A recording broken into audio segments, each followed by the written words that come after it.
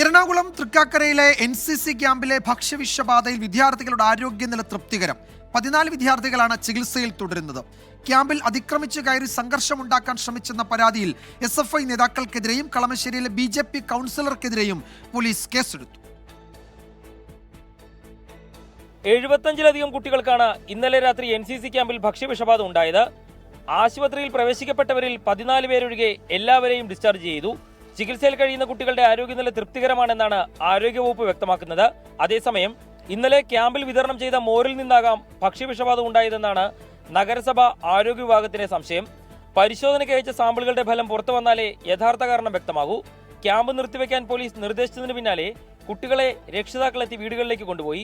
2 ദിവസം മുമ്പ് തുടങ്ങിയതാണ്. പിന്നെ വൈകുന്നേരം ഒരു പഴംപൊരി കഴിച്ചപ്പോൾ എല്ലാവരും വൊമിറ്റിങ് തുടങ്ങി. ആദ്യം ഒരു ഞങ്ങൾ കൊണ്ടുവന്ന സ്നാക്സിൻ്റെ പ്രശ്നമെന്ന് പറഞ്ഞു.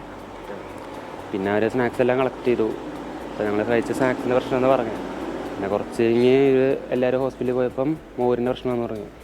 കുട്ടികൾക്ക് ആരോഗ്യ പ്രശ്നങ്ങൾ ഉണ്ടായപ്പോഴും വിവരങ്ങൾ മൂടിവെക്കാൻ NCC അധികൃതർ ശ്രമിച്ചത് പ്രശ്നം രൂക്ഷമാക്കിയെന്നാണ് രഹസ്യാന്വേഷണ വിഭാഗം റിപ്പോർട്ട് നൽകിയിരിക്കുന്നത്. ഇതോടെയാണ് രക്ഷിതാക്കൾ സംഘടിച്ചെത്തുകയും പ്രതിഷേധം രൂക്ഷമാവുകയും ചെയ്തതെന്നും റിപ്പോർട്ടിൽ പറയുന്നു. കുട്ടികളുടെ ആരോഗ്യ വിവരങ്ങൾ തിരക്കി ക്യാമ്പിലെത്തിയ SFI പ്രവർത്തകർ അതിക്രമിച്ചു കടന്നെന്ന പരാതിയിൽ നേതാക്കൾക്കെതിരെ കേസും രജിസ്റ്റർ ചെയ്തു.